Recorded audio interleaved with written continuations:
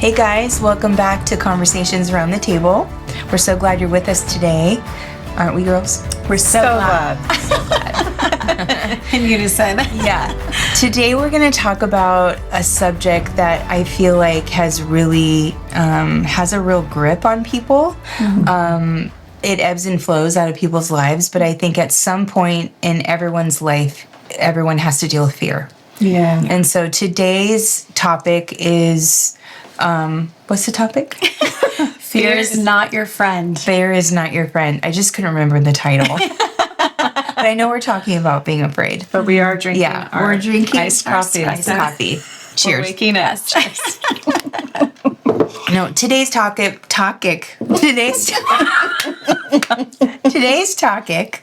Today's topic is fear is not your friend.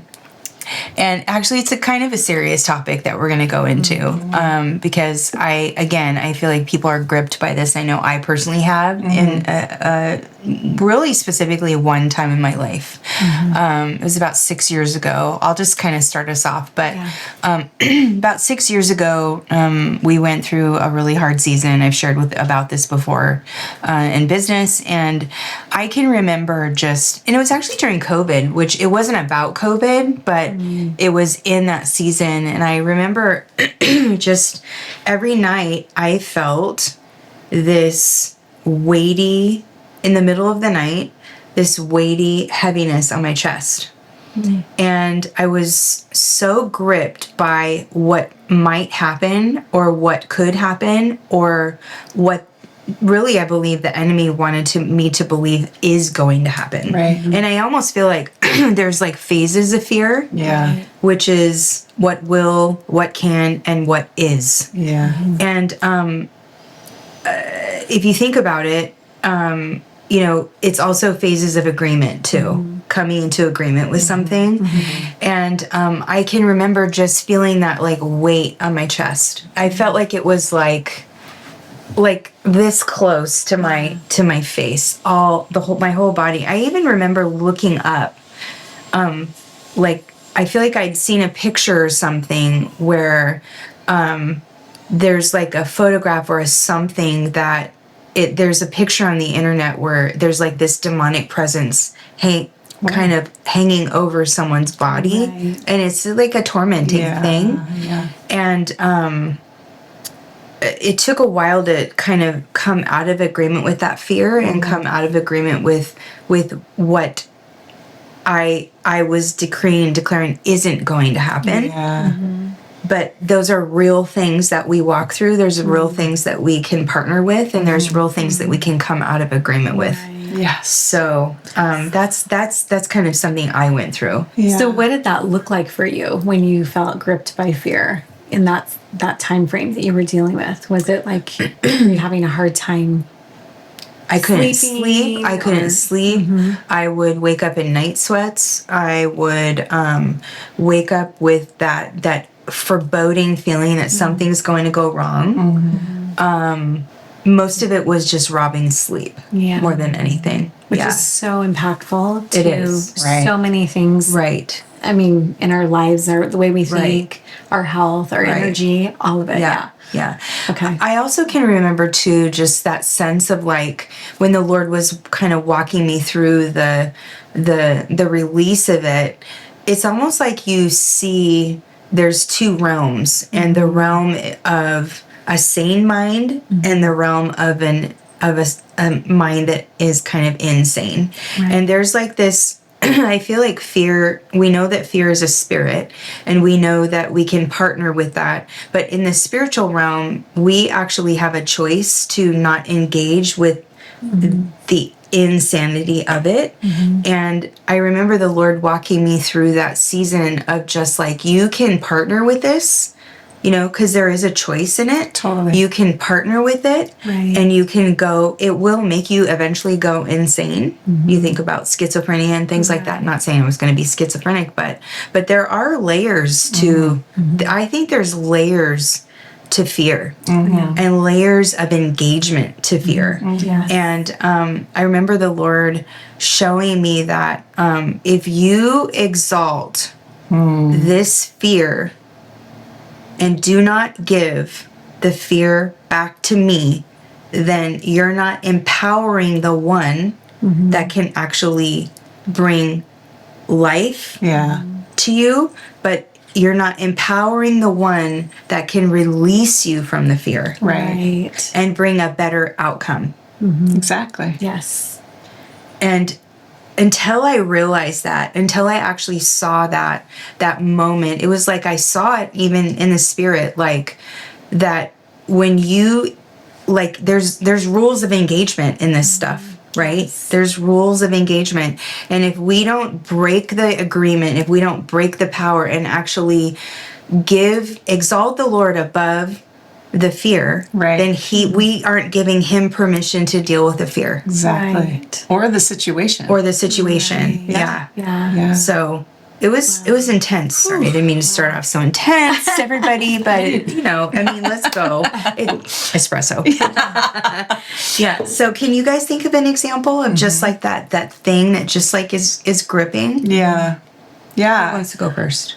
I'll go ahead. Yeah. I think I've shared this a little bit. I know we did an episode on like feel the fear and do it anyway, I think is what it was called. Yeah. But those were kind of circumstantial, like if you're afraid to do something that God's called you to do, go ahead and do it. Yeah.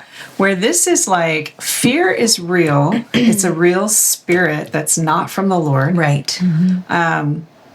And we touched on this scripture, and I can't remember where it is, but it's the one that says, I have not given you a spirit of fear, Yes. but a spirit of love, Yes. power, and a sound mind. And when you break that down, like the opposite of love is fear. The opposite of love is actually not hate. It's actually fear. And torment. And torment. Yeah. And so, I had a season when my kids were younger and school aged, and we decided to homeschool them. And I took this job on, and I immediately felt the weight of the world on my shoulders and just felt like now everything is my job. Like before I would take them to school and it was the teacher's job. Now I'm the mom, I'm the teacher. And it was so weighty for me.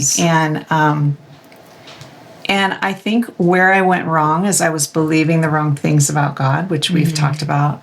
And I was also way too much doing the what ifs. What if this? What if that? And it's funny how we do the what ifs for the bad, but never for the good. Like, what if I found $1 million today? Like, we don't usually do that, like, what if this, and then this, and then this, and all of a sudden, like you can't breathe very well. And for me, my fear would always go into my tummy. So I would have I had all these tummy troubles. And at the same time that I was feeling the weight of this, a friend of a friend was suffering from colon cancer. And I really kind of took that on as like, oh my gosh, if that happens to me, this ship is going down. Like, I can't handle this. I think I've said that before. Like, I just felt like I had to carry this. And what happens if something happens to me, Wow. So it's the spiral. And that's what happens. All the what ifs and the partnering and agreeing with fear, it takes you down a downward spiral. And then you literally, Craig reminded me the other day, he's like, your stomach has neurotransmitters in it. Yes. I'm like, oh my gosh, wait a second. So there's like brain cells in your stomach. Yeah. Like, that's crazy. But for me, it was that whole, like, I just stuff it and then my stomach would respond. So it manifests physically, it manifests emotionally. And then you get, like, for me, I would get paralyzed. Like, I'm not enjoying this. I can't feel confident. I had these wrong beliefs. So really what happened for me is the Lord kind of had to wake me up of like, hey, I've got you. Yeah. And you're either going to believe that or you're not. Like, let's just do some business, Yeah. I actually was in a car accident with my kids that I should have died in. Yeah. I don't think I've told this story. I'll just tell it really quick. We were driving home from a church thing. It was in our minivan. The kids were in the back seat. And I ran over, it was nighttime, I ran over something on the freeway. And then I thought I had a flat tire. So I pulled off the freeway and I thought, well, I can't tell if I've had flat tires before. And I was like, I can't tell if that's a flat tire or not. I don't know what that sound is. And so I thought, I'm just going to open my door and peek and see if I have a flat tire. So I lean out. I lean all the way out to see my back tire of my van. Yeah. Long enough that and then I sat back up and I'm like, it's not flat. As soon as I sat back up, a car hit and took my door off. Yep. And I thought, oh my gosh, I almost was just killed in front of my children. Yeah. And the whole process of that, like, there were angels involved in protecting us. Yeah. It's a whole big story. But that night, the Lord was like, are we okay? Like, I can take you home. Because I was worried, like, if something happens to me, what am I going to do? Yes. And he's like, I can take you home if I want to. He brought it but full guess circle. what? I can also move heaven and earth to make sure you stay here. Yeah. Are we good? Yeah. Are we okay now? And it literally started me on just, I got to believe something different than all these what ifs and this pit that it's taken me into. And it led me into, I have talked about this, just declarations of like, he cares about my health. He cares about me being here to mother my children. He's a good God. And I literally had to change my way of thinking, and the anxiety lifted, and I really have never dealt with it since. I mean, momentarily anxious or nervous about something, but nothing like I was dealing with. How long did you deal with that when that was going on? It was a full year. Oh, wow. And then the next year was breaking it off. It was a full year. I'm with you on that, sister. Yeah. It's not, it's no good. It isn't. Fear is a killer. Yeah. It's a killer. And it actually torment. wants to kill you. It is you. torment. Yes. It's torment. Yeah. It is. Yeah. What about you, JoJo? Yeah. Well, my story, I mean, where I was gripped with fear, kind of funny, kind of not, but this was years ago. I mean, this is probably 15 years ago, but this was when an outbreak of the bird flu was going around or something, and it was like this whole kind of big concern, Yeah. And I hadn't heard of it, but I was at Trader Joe's getting groceries, checking out, and the checkout person was talking about it and just making statements that were very fearful, like, and I'm a young mom, Yeah.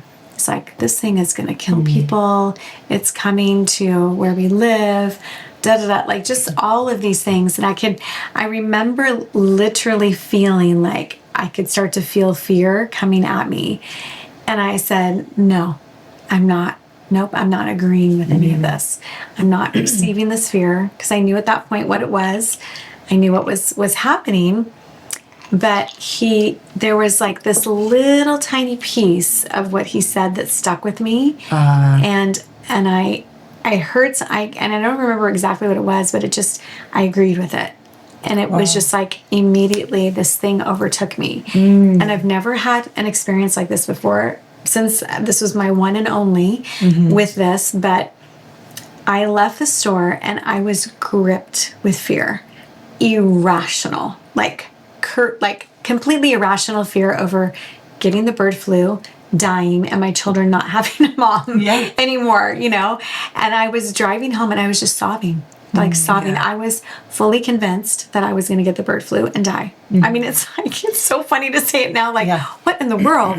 But I could not shake it. I couldn't get out of it. I was trying to put myself together, and I was just emotionally wrecked. And I ended up calling a friend. I mean, this is when I'm like, it's so important to have your people and community and people that like you can call in these moments.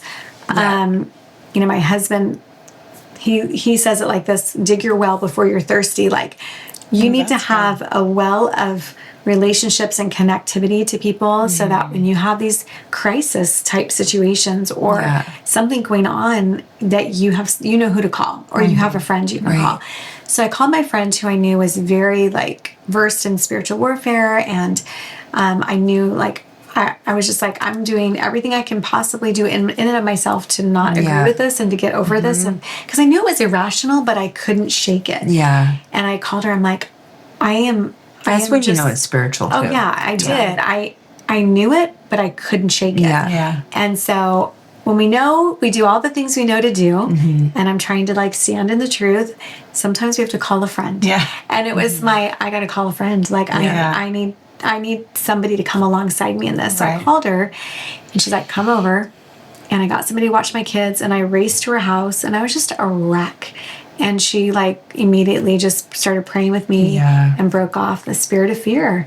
And it was just like when that happened and I came out of agreement, and it was like the Lord showed me, you said no to the fear, but you actually agreed with it here. And I had to go, oh, okay. Yep. And so I came out of agreement, just did the whole thing. She prayed for me. It was gone. It was like literally gone. And I remember thinking like, oh my goodness, like that was out of nowhere and so irrational.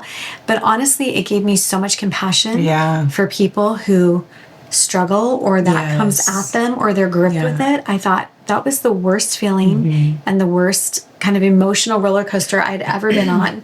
And I would never want to ride that ride again, So that was kind of my like, wow, this is fear and it's real and it does absolutely want to come after people. And if it has power over us, but only in the agreement that we give it. Right. So that's the key. Right. Is to recognize where have I agreed with something that is not true or that is actually fear-based. And, you have to ask the Lord about it and then you have to deal with it. Yeah. And if you can't deal with it on your own, like call somebody, grab a friend, call your pastor, call, somebody that knows how to pray and will pray and come alongside you. Because sometimes we need that too. Right. Well, in all of our stories, it starts with a thought. It's just the thought, and then it turns into what it might be, Exactly. and then it turns into what it will be. And it's this layered, like it's a slippery slope, layered track of agreement. But it starts with a thought, and the thought is something that we absolutely cannot agree with. You immediately have to go, I come out of agreement with that. Because it's the opposite of what heaven desires for us. It's the opposite of what the Lord wants for us. It's the opposite of what he declares over us. That's what it is. And so, but it is a spiral. Oh, and it can be so fast because it was literally suddenly. It was like a suddenly. But and I think as like different. It's a hook for sure.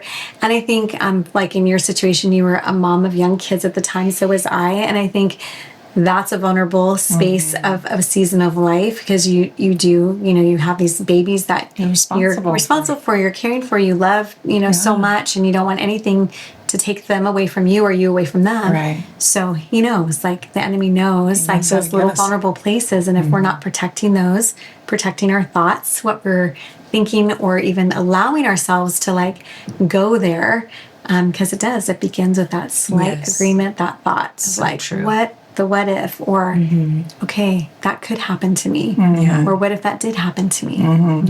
What would happen then? Right. Yeah, and it always goes back, and we've said this so many times, but it goes, for me, for sure, it's like, this is what the Lord said, like, what are you believing about me? Yes. Yeah, that's good. Right, and it goes to what you said, that the fear, what the enemy wants us to believe, because the fear can do us in. The fear can torment our bodies. The fear can torment our emotions, our relationships, our circumstances. That is not the Lord. Like, he does not want that. It is not him. So what are we believing that we think that this narrative is from the Lord? And he just had to say that to me, like, what are you believing about me? And that is the shift, I think. I think even a couple of weeks ago, I was feeling anxious. I was feeling that same anxious feeling again. And I realized, oh, wow, when I read my school board notebook, you guys, I kid you not, I think I've told you, but I'm not kidding. They're this thick every month for 1 month, for one meeting. And it's super overwhelming. And it's not that I'm expected to memorize every single page, but it feels overwhelming.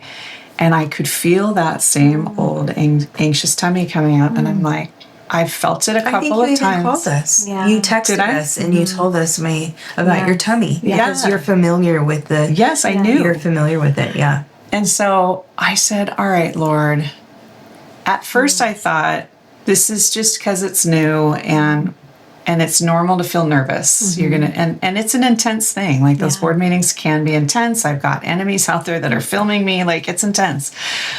But because it kept happening, I thought, all right, Lord, what is going on in here? What is going on that I'm now it's like a pattern. Right. And he said, you don't want to be a disappointment. You are afraid of disappointing. And I'm like, whoa. And I had to sit in that for a minute and just go, that's true. I don't want to be I don't want to be a disappointment to my voters. I don't want to be a disappointment to the Lord. I don't, Yeah. And when you're on stage or you're on a school board, like that's a weighty thing. And I had to release it and say, you know what? If I am seeking the Lord and I am doing what he's asked me to do and I'm staying close to him, whatever I do, if I disappoint somebody, because guess what? I'm going to disappoint somebody, Yeah. it's okay. Right. Yeah. Because I'm with him. He's asked, you know what I mean? But I had to shift. Yeah. And then it went away. So again, it's like recognizing, okay, wait, what's going on inside of me? Yeah. Yeah. I also think too, the thing that's coming up for me right now is that just the Lord reminding me of this, like fear will always encourage you to hide. So good. Fear will always encourage you to hide and not share. Yeah. Because you're being tormented, number one. Right. Number two, there's levels of torment, obviously. But you don't want to seem dumb. Oh, I can shake this myself. Yeah. Yeah. I can, whatever the narrative is, it will always lead you to hide. And that's where torment begins. Because then that thing Isolated. Yeah. has control over your thoughts, Right. over your actions, over how you react instead of respond, all of it. And fear actually is an exaltation over what the truth says. Exactly. Right. Yeah. So I always circle back to that thing of like when we empower the thing that is the opposite of what God says, we're exalting that above the Lord. Somebody says that when you, maybe it's Bill Johnson, when you believe the lie, when you agree with the lie, you empower the liar. Ew. Yeah. Yeah. Yeah. It's true Right? though. When you Yeah. agree with the lie, you empower the liar. Well, who do we want to empower? Yeah. Not him. Not him. We want to empower the Yeah. Lord. And we do, it does make you want to hide because again, you're Yes. like, I don't want to look dumb. stupid. I don't want to make a Yeah. mistake. I don't want to say don't wanna look something dumb. silly. Yeah. And it's like, no. Yeah. You're my daughter. I've called you to Yeah. this place. Right. And it's so we cannot shrink Hides back. in the darkness and you gotta Right. get it out. So back to the topic, Yeah. fear is not our friend. And It's not. I think of that and I think even in the even in the church, even in like the world of believers, there has become this thing and it's I think it's wrong beliefs about God where we think that God wants bad things for us. Somehow we think that, or we think we're destined for hard things instead of destined for his blessing according to his word and according to his riches in Christ Which does Jesus. not mean without warfare. Well, of course. Yeah, And right. in this world you will have trouble. Yes. We know that. Yes. But it's about the heart of God. Yeah. And so I know a lot of, and I was one of them, a lot of Christians that think fear is normal. And I'm kind of afraid of God a little bit. And so this is just who I am. And it becomes a friendship. Like I think I said this in the last episode that we did, fear. I know someone close in my life that literally was so attached to the spirit of fear that she would defend it to the death. Like she would. Wow. And in fact, the Lord said to me, her best friends are fear and despair, and she will defend them to the death. Wow. That's intense. And I was like, Oh, dang. yeah. She needs to watch Lord of the Rings. Well, and it was like someone that loves her. There wasn't anything I could do because she was defending. I was trying to break that off of her and like, hey, you can get free. You don't have to be afraid of these things. And it was like, don't come after my friend. Right. Was really the response. Wow. Yeah. That's Yeah. amazing. And I think that's not uncommon, unfortunately. Right. Yeah. Yeah, I think it's true. There's a lot of things. There's a lot of narratives and a lot of things in operation, in our culture, in our world, that wants people to agree with. Be afraid, Yeah.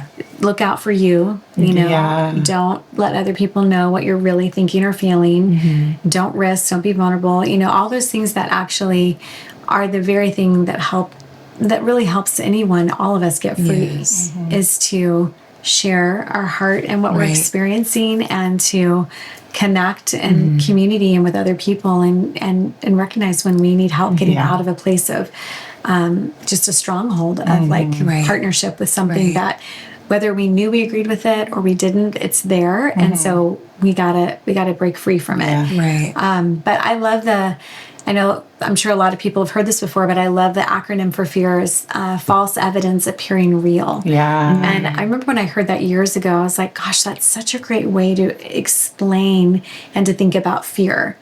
Because it is a liar, it's not the truth, but it wants you to believe that it's true. And if it can get you to agree in even the slightest way to agree, Even it's about like, the bird hook, flu. I got you. Even about the bird flu.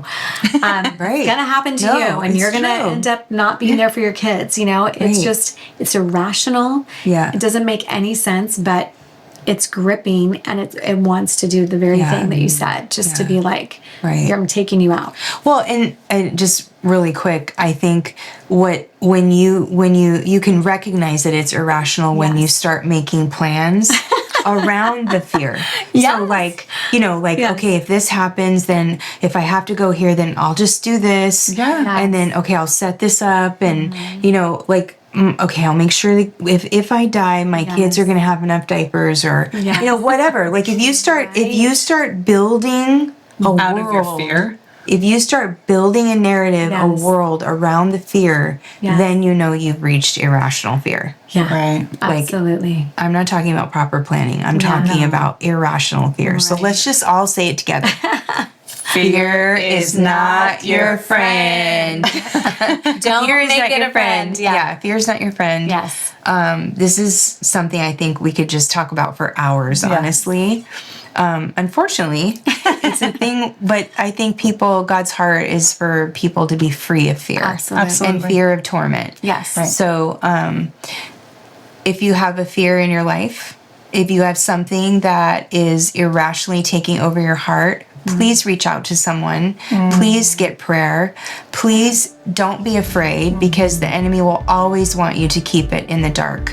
But let's bring it out into the light, because God wants to bring healing to the fear and break the lie. Thank you for joining us today. We appreciate you joining us and joining in the conversation. However we can pray for you, please comment on this episode or any other episode. Follow us on Instagram, around the table _Inc., and visit our website, aroundthetableinc.com. And again, we're so glad you joined us. See you next time.